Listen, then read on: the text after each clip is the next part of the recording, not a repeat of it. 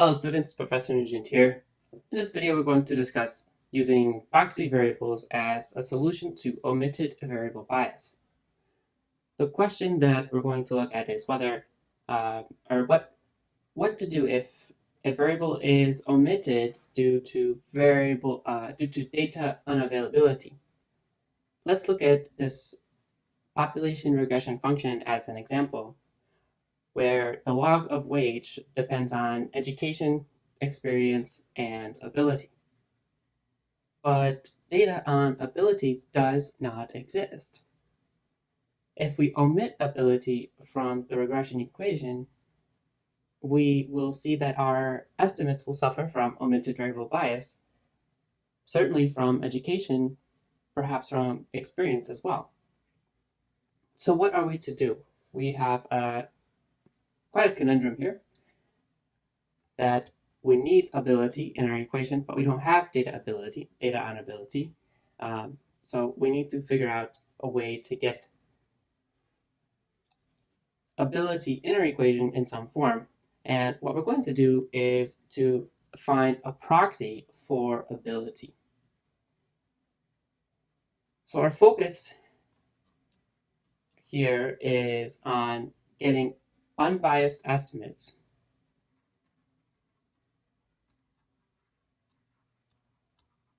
we're focused on getting unbiased estimates on the variables of interest, and in this case we want unbiased estimates of beta 1 and beta 2, the return to education and the return to experience. We don't care about the return to ability. We're going to bring in a proxy variable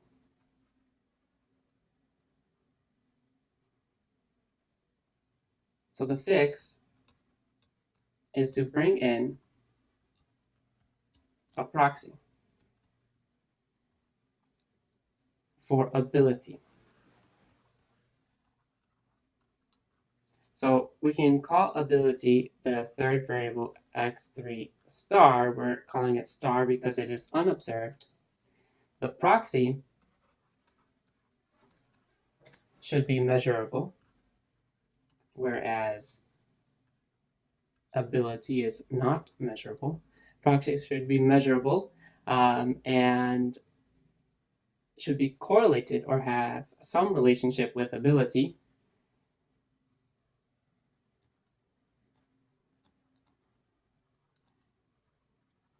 Correlated with ability, have some relationship with ability. So in general, we want to see x3 star is equal to delta naught plus delta 3 x3, where x3 is the proxy, plus v3, or nu 3, where nu 3 is an error term,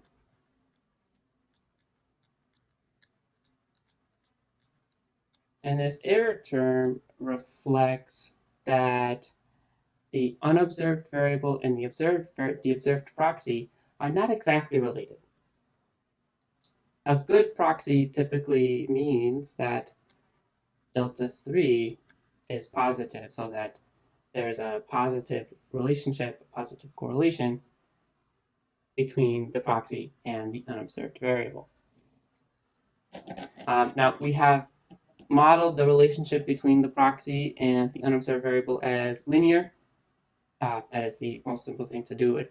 The relationship need not be linear, but this is the relationship that we are assuming. So what we want to do, as we have written down for our fix, is we want to plug in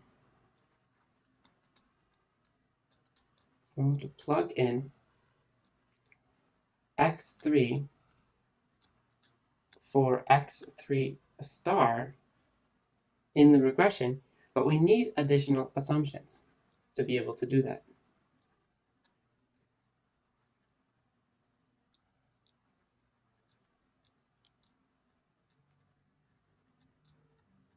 For this to work, we need some more assumptions. So let's write down these assumptions that we need. Number 1, u the error term in the population regression function is uncorrelated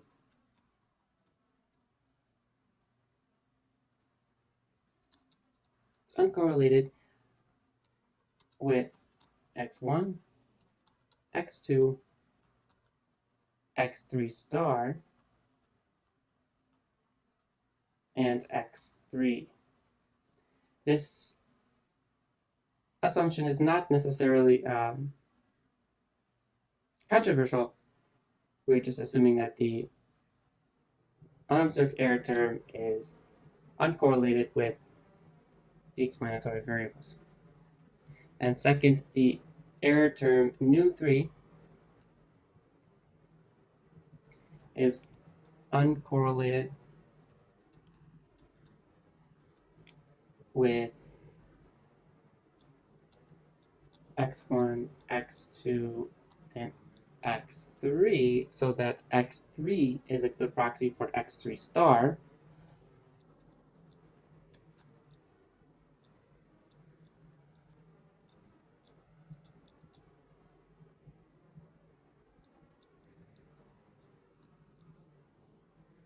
Okay, nu3 being uncorrelated with x1, x2, x3 implies that the expected value of x3 star given x1, x2, and x3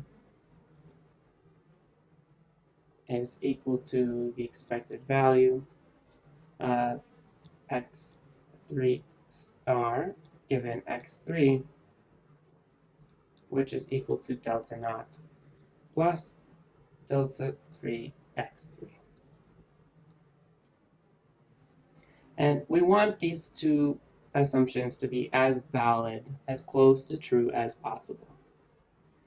Now, if these assumptions are as close to true as possible, we can plug in the relationship between x3 and x3 star into the population regression assumption, into the population regression function.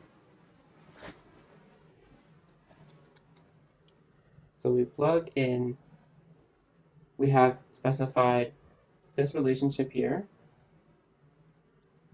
We're going to plug that in into the population regression function.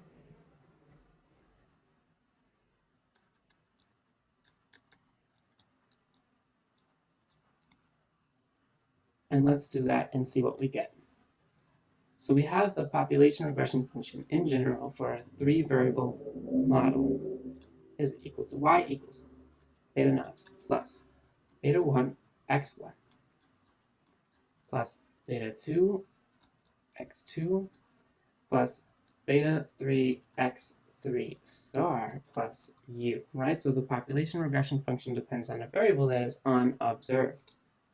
Now we plug in the relationship between x3 star and x3 so that we have beta naught plus beta 1 x1 plus beta 2 x2 plus beta 3. Now let's plug this in, delta naught plus delta 3 x3 plus nu 3 plus u, which is then equal to beta naught plus beta 3 delta naught plus beta 1 x1 plus beta 2 x2 plus beta 3 delta 3 x3 plus, we have a composite error term, u plus beta 3 u nu 3. And we can rewrite this as alpha naught plus beta 1 x1 plus beta 2 x2 plus alpha 3 x3 plus e, where we have assumed that e has 0 mean and is uncorrelated with x1, x2, and x3.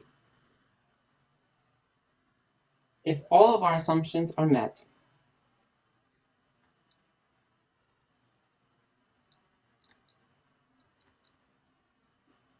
all assumptions met,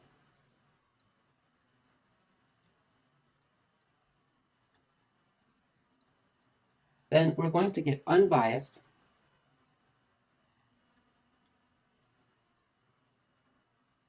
or at least consistent estimates of alpha naught, beta 1, beta 2, and alpha 3.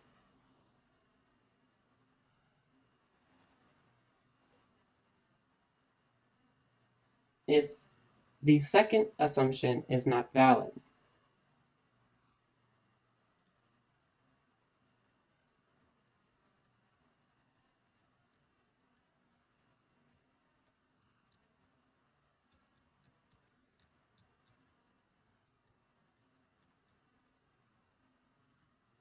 so that we do not have a good proxy, then we do not get unbiased estimates of beta 1 and beta 2.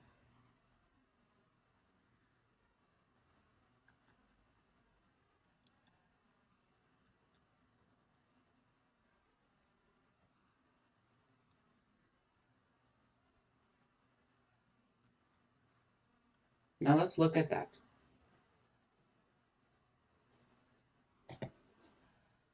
In the case that the second assumption is not valid, the unobserved attribute may be related to all explanatory variables, so that x3 star is equal to delta naught plus delta 1 x1 plus delta 2 x2 plus delta 3 x3 plus nu 3. We plug this into the population regression function and we get that y equals beta naught plus beta 3 delta naught plus beta 1 plus beta 3 delta 1 x1 plus beta 2 plus beta 3 delta 2 x2 plus beta 3 delta 3 x3 plus u plus beta 3 nu 3. So recall we stated at the top that our primary interest was getting unbiased estimates of beta 1 and beta 2. And if this second assumption is not valid, then we're not going to get unbiased estimates of beta 1 and beta 2. The plim of beta 1 hat is going to be equal to beta 1 plus beta 3 delta 1. The plim of beta 2 hat will be equal to beta 2 plus beta 3 delta 2. So the coefficient estimates will be biased and inconsistent. It will be, we can reasonably expect, however, that the bias resulting from the violation of assumption number 2, this one, that we do not have a good proxy, is less worse than the omitted variable bias from entirely omitting any form of x3 from the equation.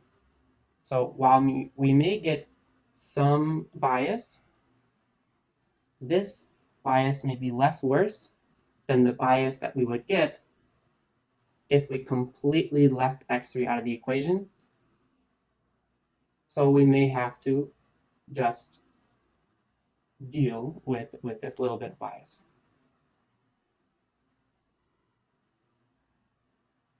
All right, so that is it for using proxy variables. Stay tuned to the next video. We will discuss using a lagged dependent variable as a proxy.